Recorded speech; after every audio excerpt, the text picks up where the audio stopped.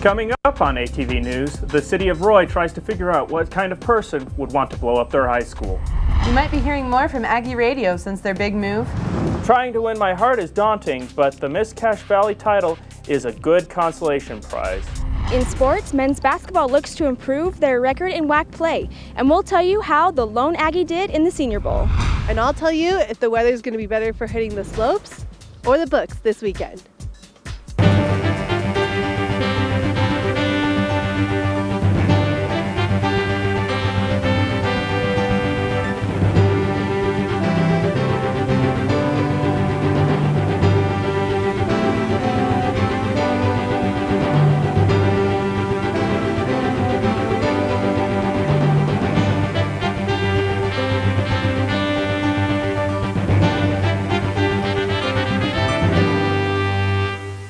Welcome to ATV News. I'm Jessica Black. And I'm Randall Henry.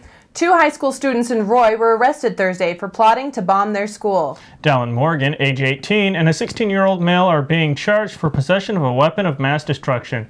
Britta Anderson went to Roy to get more details. Pretty much people are just shocked about this.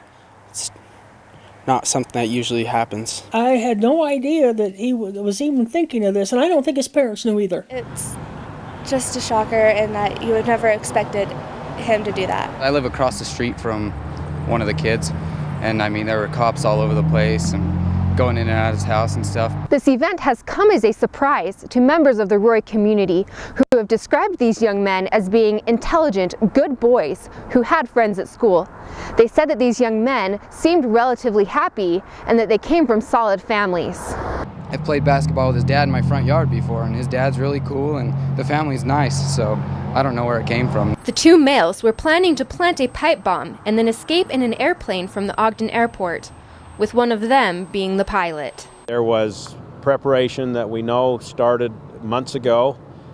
We know that there were specific ideas and plans to use an explosive device to cause as much harm as they possibly could to other students and faculty.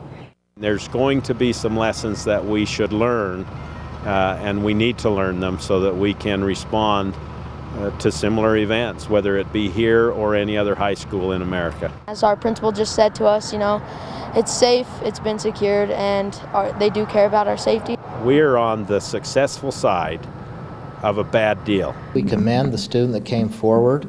We hope in similar situations that students will have the courage to do the same thing. Britta Anderson, ATV News. The 16-year-old male is currently facing trial in a juvenile court, but prosecutors filed a motion to have him tried as an adult. Dallin Morgan is set for a court appearance today and faces possibility of a life sentence. A Mendon family is mourning the loss of their 2-year-old son today after an accident that ended his life Monday morning. The father was backing out of his driveway in his truck when he felt as though he had run over something. As he exited his car, he found he had inadvertently run over the head of his 2-year-old son. The boy had been playing outside and hadn't noticed his father pulling out of the driveway. The boy suffered head force trauma but was still breathing when his mother called police for help at 11:30. When the emergency responders arrived, the boy was no longer breathing and they called for life support while they transported him to Logan Regional Hospital. They administered CPR to him, but by the time he reached the hospital, he was pronounced dead. Police say investigation and interviews are still underway, but they say this appears to be just a tragic accident. An emergency room technician from Logan Regional Hospital sits in jail after being arrested on suspicion that he performed a sex act on an unconscious patient. Hal Weston, age 46, is being charged with first-degree felony of forced sodomy. Logan Regional Communications Director said the incident goes against the hospital's core values, and Weston was terminated immediately. Chief of Logan Police, Gary Jensen, explains that after the deputy on guard found the fellow deputies in the emergency room and hospital security, and ultimately this ended in an arrest of the suspected person of doing this sex act. Logan police are under the impression this is an isolated incident. We have no expectation that there's other victims, but would certainly ask that if there are, that we would love them to come forward and let us investigate. Hal Weston has posted bail and Logan police are still investigating. Utah has one of the largest student-to-teacher ratios, and it continues to grow. Courtney Robinson explored some elementary classrooms to see just how crowded they are. Courtney, what can you tell us? Well, several classrooms, like the one behind me, are growing very full, and with the room running out, school districts are becoming concerned. With classroom sizes increasing, Utah lawmakers plan a bill to lower class sizes. Dan Johnson, principal at Edith Bowen Elementary School in Logan, Utah, is in support to lowering the student-to-teacher ratio. This new bill that's been introduced is a really interesting one. And I would say that I wholeheartedly agree with class size reduction. The lower teacher-to-student ratio, across the board, that's the best policy. Most teachers find it easier for children to learn in a smaller class size. And I have been, crying for 18 kids in my class ever since I've been in kindergarten. Although Principal Johnson and his staff are in favor of Senator Caron's bill, the funding is a big concern. The problem with it is this: how much of it will be funded by the state? I'm in favor of the bill as long as there is support and there is funding to come along with it. With the budget being a concern, teachers are looking for other options for high classroom rates. Thankfully, we have aides and assistants and USU students from the School of Education here. Several teachers at Edith Bowen have a teaching assistant to help with larger classes. That I believe has really helped in the last, especially this year that I'm going through right now, is that we have a full-time intern. In a few weeks, the decision on the passing of the bill will be announced. Great philosophy, but in actually putting it into place, it really has some issues. In Logan, Utah,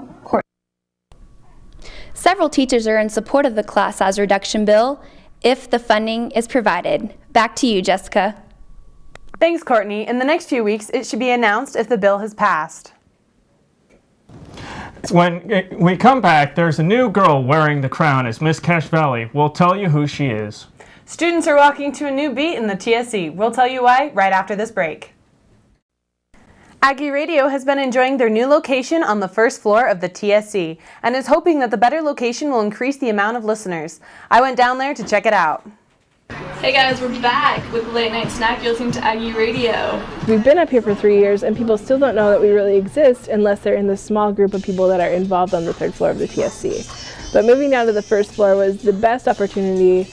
We're now on the first floor, which is huge for us because people actually see us, they get to hear us. We moved downstairs because even though the third floor spot was awesome, there was some cool people up there and a cool hangout place, there just wasn't a lot of traffic flow.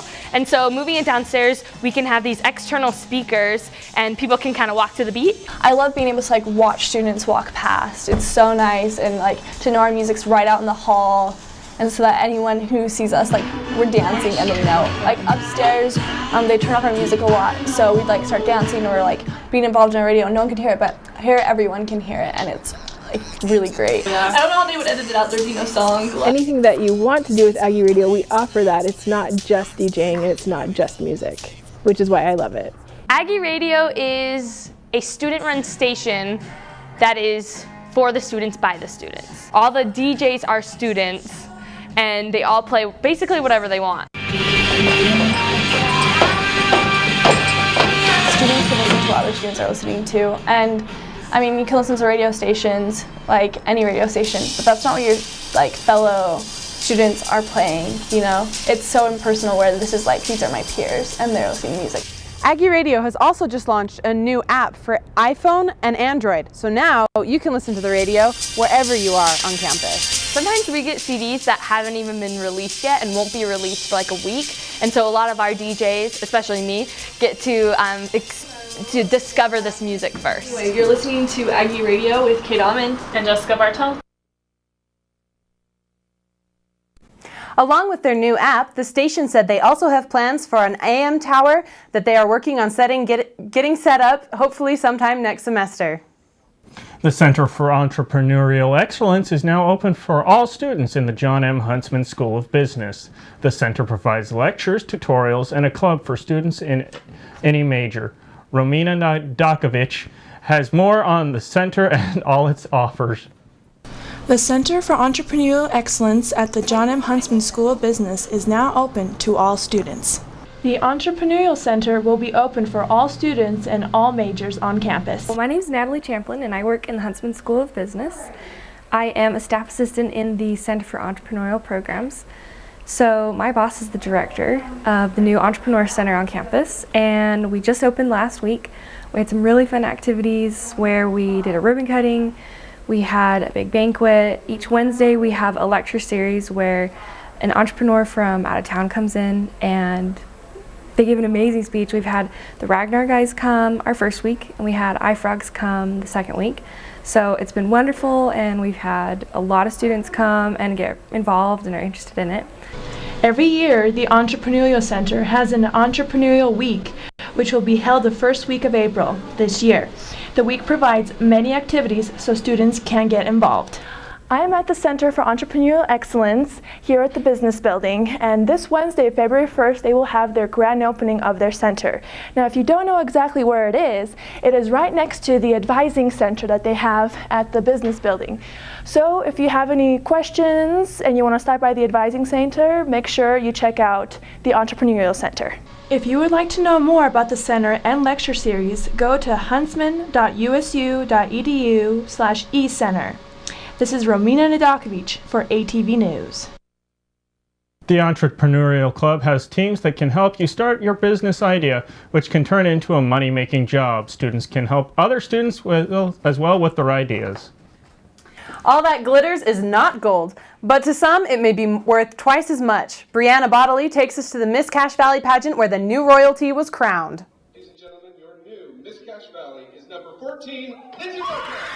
USU student Lindsay Lopez was crowned Miss Cache Valley 2012 Saturday night in a pageant held at the Ellen Eccles Theater. The girls competed in 5 areas, including evening wear, physical fitness, on-stage question, personal interview, and talent. In the talent portion of the competition, Lopez performed an aria from the opera Carmen, while others opted for monologues, instrumental pieces, and musicals. Organizers finished off the evening with a performance and tribute by the former queen, Miss Stephanie Romney. Then came the big announcement. Miss Cache Valley 2012. Ladies and gentlemen, your new Miss Cache Valley. With so much ability in the group, Romney said she had no idea who would win. They're all really talented. They were all really beautiful and really intelligent, really bright girls. Even Lopez's mom wasn't sure what would happen. When she won, it was like, really? I was stunned. I'm sorry, I just was stunned. After a year as queen, Romney has a message for girls out there considering pageants. I would encourage any girl to go for it because the judges are always looking for something new, something different. First attendant is Jacqueline Stewart, second Carly Major, third Ellie Tucker, and fourth attendant is Brielle Jensen. This is Brianna Bodley with ATV News. Congratulations to all the women who competed and to our new Miss Cache Valley. You know, Jessica, I don't think those women would want to be wearing their dresses outside right now. It's a bit cold for that. That's true. And speaking of cold, I wonder how our own Meredith Kin is doing out there. Meredith, how's it going out there? Hey Jess, right now it's a little chilly, but it's kind of feeling all right. So I'm going to tell you more about if it's going to warm up or if it's going to get even colder coming up. Hey Aggies, welcome to ATV Weather. I'm Meredith Kin. We may see some snow on the forecast, but first I'm going to start you off with some maps. Here's your satellite forecast. You can see the cold weather system up here start to move in, and that's going to cause some problems later in the week. That storm might come in and clear up the winter inversion though. As you can see, not on this graphic, but on the next graphic, our air quality is about average. So, you know, we're not always very good in Logan, but it's no worse than usual. Now I'll give you the 5-day forecast. Oh, well, okay. It's warm in the south. Okay, we're going to 5-day forecast. Today we're looking at a high of 39 and a low of 22. Thursday will be our best chance of rain, of snow with a 60% chance. Thursday will be your best chance of snow with 60% chance of snow and a high of 35 and a low of 18. Friday there will be a high of 33 and a low of 13. To start your weekend off, we'll have a high of 34 and a low of 10, and we'll have a high of 36 and a low of 13 on Sunday. Well, that's it for ATV Weather. We'll be back with ATV Sports.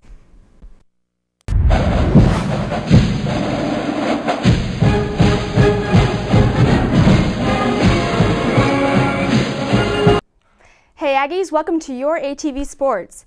Men's basketball returned home last Thursday after a 4-game road stretch in which they lost 3 of the 4. The Aggies looked to get back in the win column as they played host to the University of Hawaii. It was back and forth in the early going, with Preston Medlin throwing down a jam, giving USU a 10-9 advantage. He finished with 25 points on the night. Hawaii answered though, regaining the lead on a layup by Jocelyn Thomas, and that would be the Warriors' last lead of the game as Clifford hit a long jumper from the top of the arc. The Aggie advantage grew to double digits several times, closing out the first half with a lead of 38-30. In the second half, Brockheath Payne goes coast to coast for a layup, pushing USU's lead to 15, its largest of the night. Hawaii cut into the gap, trimming USU's lead down to 5 with 3 minutes to go. Ben Clifford stopped that threat with a layup with 2.5 left. Clifford ended the game with a career-high 11 points. Utah State had 5 players score in double figures for just the second time this year as the Aggies came out on top, beating the Warriors 77-72. WAC play continues as Utah State hosted the San Jose Spartans Saturday night. USU led from start to finish, and 3-pointers were the story in this one. With a 20-15 point lead, Mitch Brunell hit a 3-pointer on 3 of the Aggies' next 5 possessions. Utah State's lead grew to 14 after Brockheath Payne knocked down another 3-pointer. After a couple 3-point plays, the Aggies took a 47-34 lead into the locker room. In the second half, the Spartans scratched away at the deficit, trimming it to 54-53. And that would be the closest the Spartans would get. Preston Medlin delivered to Brockheath Payne for the alley-oop. Payne finished with 15 points, and the Aggies won 82-65, giving them their second win in a row.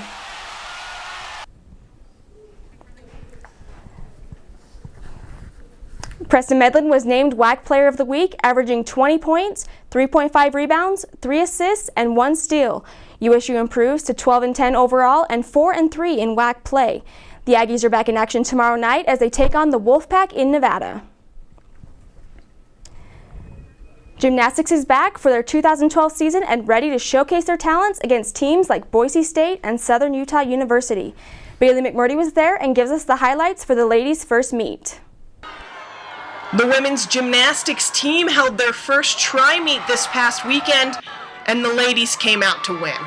Amelia Montoya was a top competitor for the night, scoring 9.8 on vault and 9.8 on bars. But it was Sarah Lands who came out on top of all of the competitors, winning best all-around score of the night with a 9.725 on vault, a 9.8 on bars, a 9.825 on floor, and with her best score of the night and the best score of everyone, 9.875 on beam. This is Sarah's first time in the Spectrum, and she's definitely excited to be here and competing with the Aggies.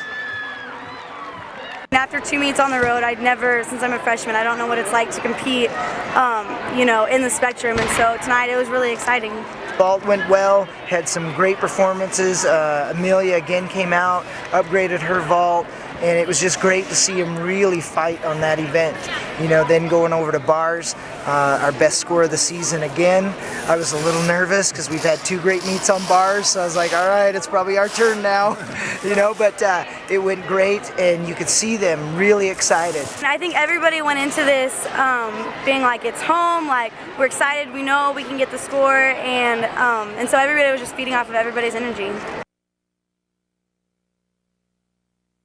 The women's next meet is this Friday in the Spectrum at 7 p.m. against Arizona State University. Bobby Wagner was named the North's most outstanding player of the 2012 Senior Bowl that was held on Saturday. Wagner had an interception and led the North with 7 tackles, helping them win over the South 23-13. Wagner is the 16th USU player selected to the Senior Bowl since 1962.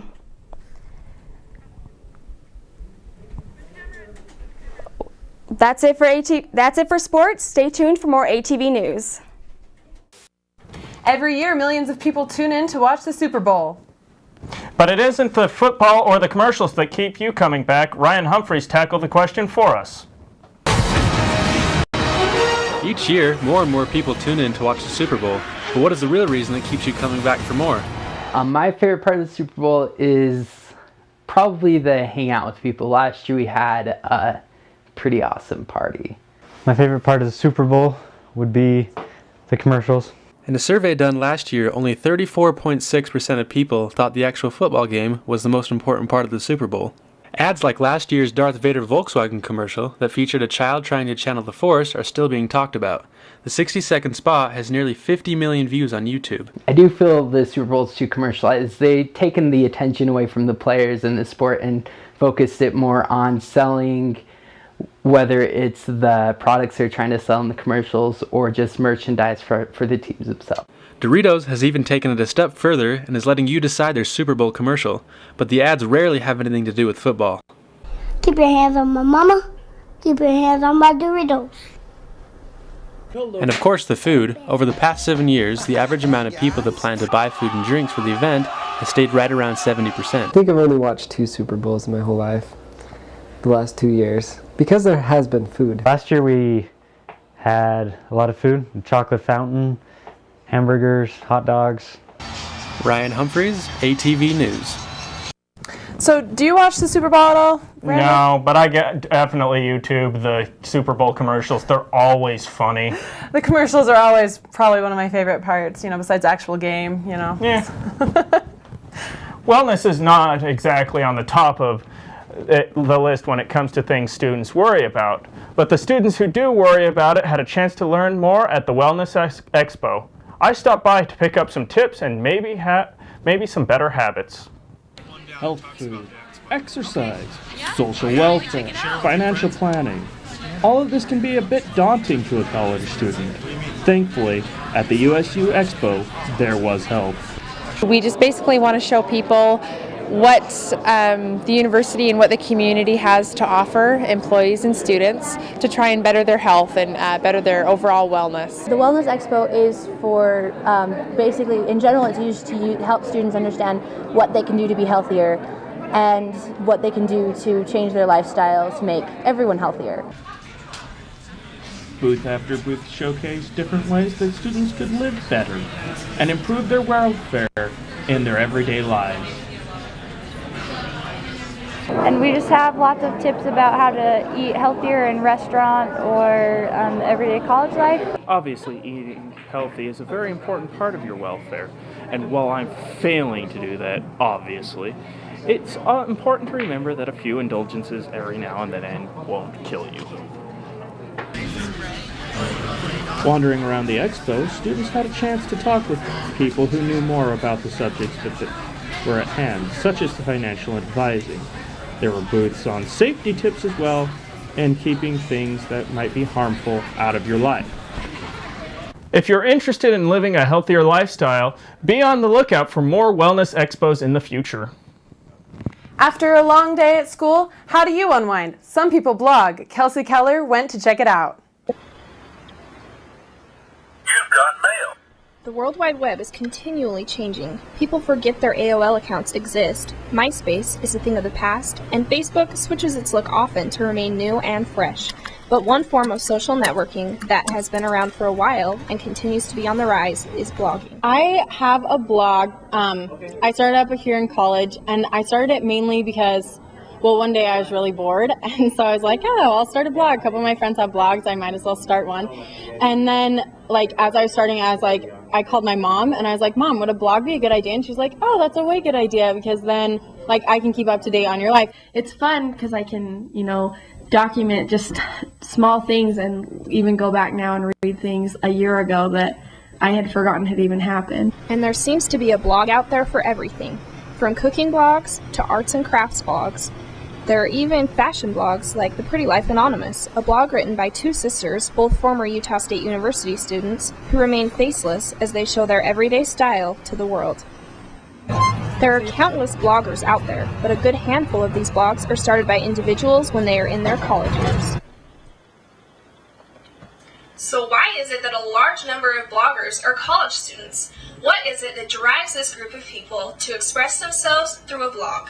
This is the time in our lives where we're growing and we're evolving. I think a lot of people, when they go to college or leave home, that's kind of when they start to establish who they are. So it seems that blogs will press forward, at least for now. Kelsey Keller, ATV News. Thanks for joining us on ATV News. I'm Jessica Black. I'm Randall Henry. And I'm Carly Lichty. We'll see you next week, Aggies.